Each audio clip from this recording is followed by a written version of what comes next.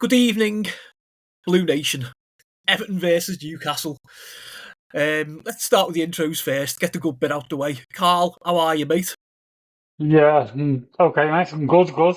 In general, not after watching the shit show I just watched, but no, other than that, fine. Yeah, not the most sensible question after that shit show, I suppose. So we were due to have Marco with us tonight, and he lost coverage, I think, for the second half, which I did say to him off air is probably a small fucking mercy, to be fair.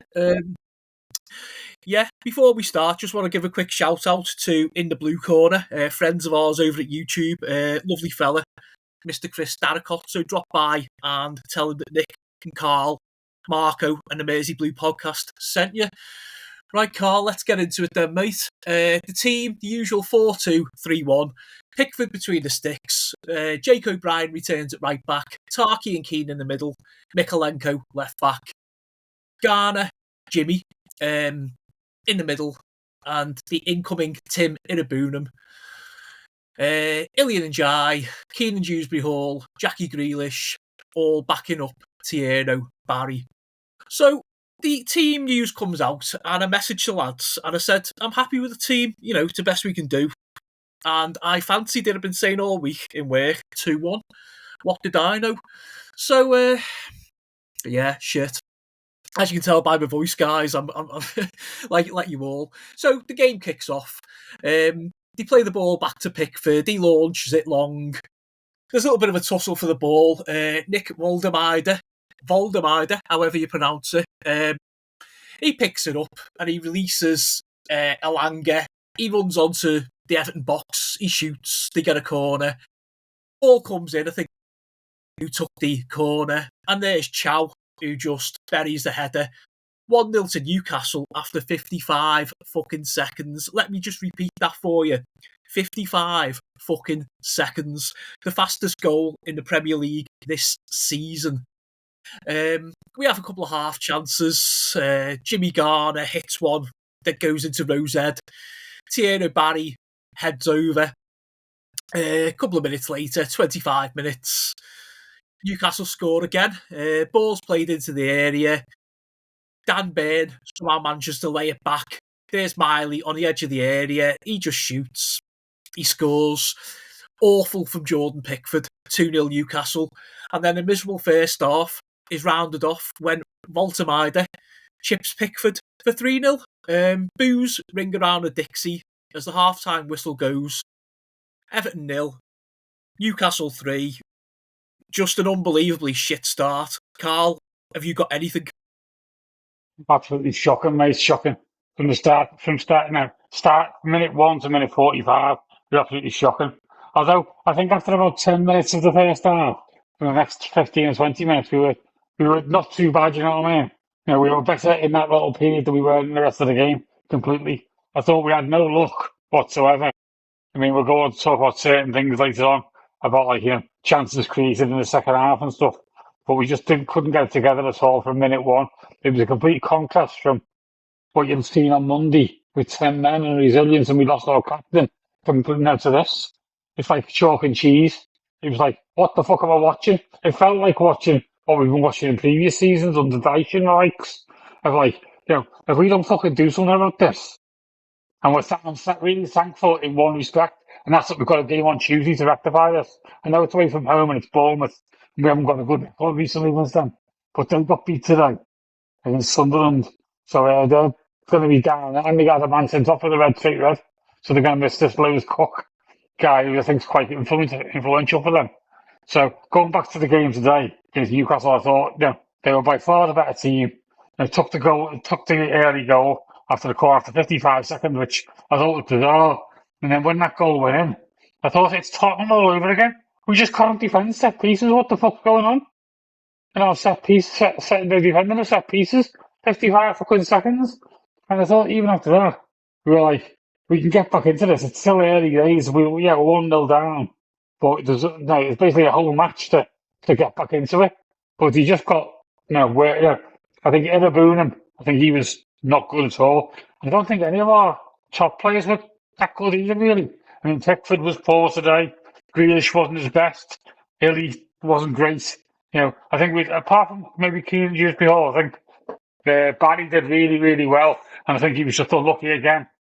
And I think he just needs to, once he gets that one goal, I thought he was devastated when he came off at the end. Have you seen him on my footage? He had him on the bench and he had his head down.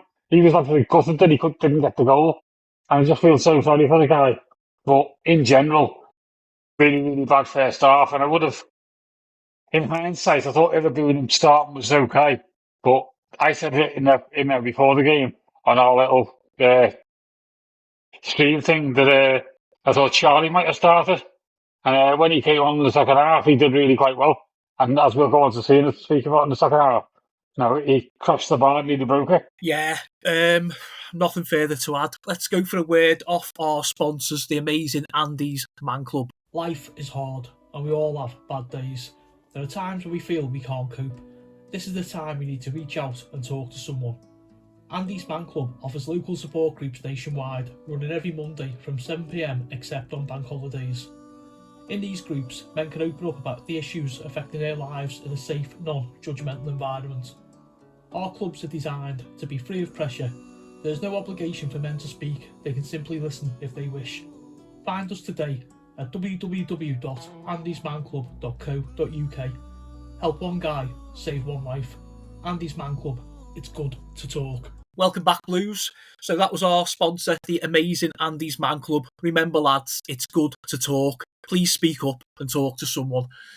Okay, so they go in. They come back out. I'm presuming Moyes has fucking proper rattled them. Had to bounce their fucking heads off the wall, to be fair. Tim Inabunum is off and Charlie Alcaraz is on. And we start. First 5 minutes, bit of this, bit of that. They had it, we had it. And then 52 minutes in and we get a corner. Resulting through all that, the ball comes out and Charlie Alcaraz just hits a fucking rocket. It come off his foot about 1,000,000 miles an hour, rattle the crossbar. It was a blistering strike. On another night, it would have went in.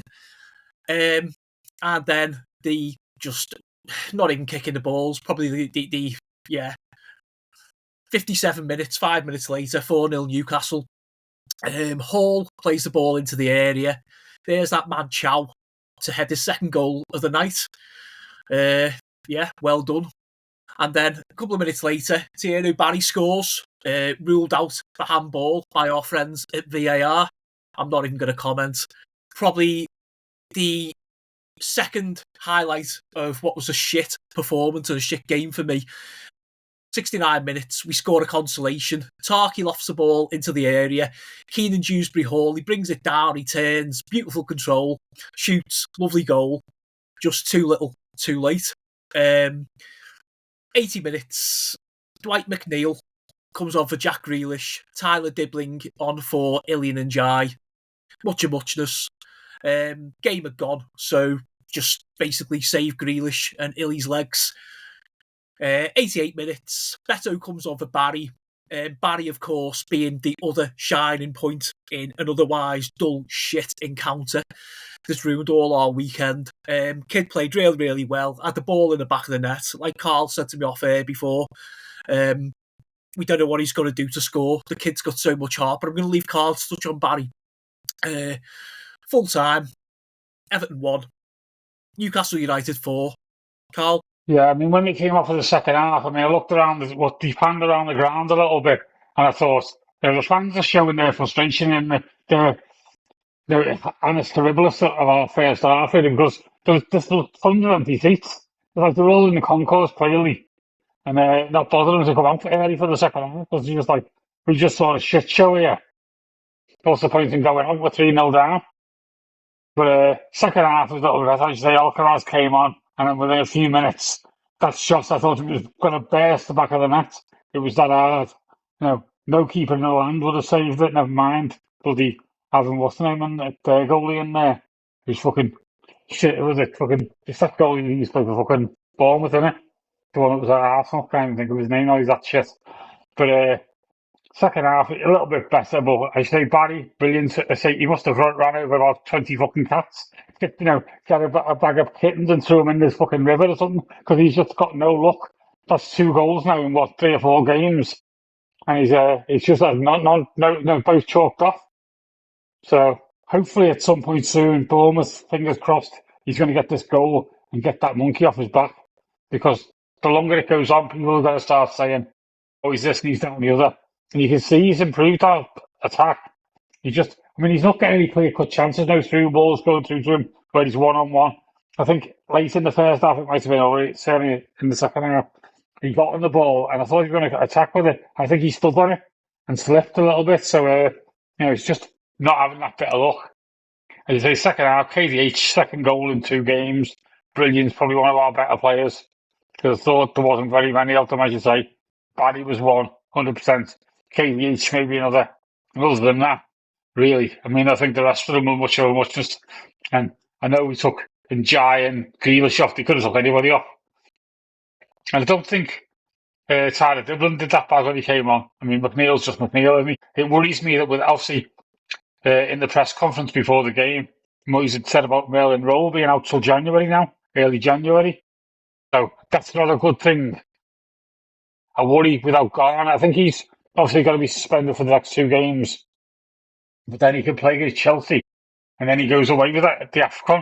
So I think without him, I think we need to get somebody. I don't know whether we'll get him in January or not. But it's a worry about that midfield. And whether Alcaraz needs to come in and start. Maybe in the number 10. And push Keenan Dewsbury Hall back a bit. Into more or less central midfield like he did against United. Then that's putting, less attacking impetus on him, because at the moment he's flying. It's a bit gutting, really, as you say, 4-1. They probably didn't. Overall, they were the better team and they deserved to win. But I think, certain chances we created, as you say, handball by Barnes, that I thought should have been a penalty, didn't get it. We had Alcaraz cracking the crossbar, nearly breaking it. We had Barry's goal that was disallowed. So it could have been a 3-3. It was that close in that respect. But just, they had all the luck and we didn't have none. So, shit show, and we move on. Yeah, couldn't have put it better myself, mate. Terrible day at the office. We dust off, like Carl says, and we go to Bournemouth on Tuesday night. Nothing more to add. Terrible start. Went from bad to worse really, really quickly. Carl, great to catch up again as always, my mate. Yeah, of course, mate. Anytime, every time. Okay, we'll leave it there. Up the fucking toffees.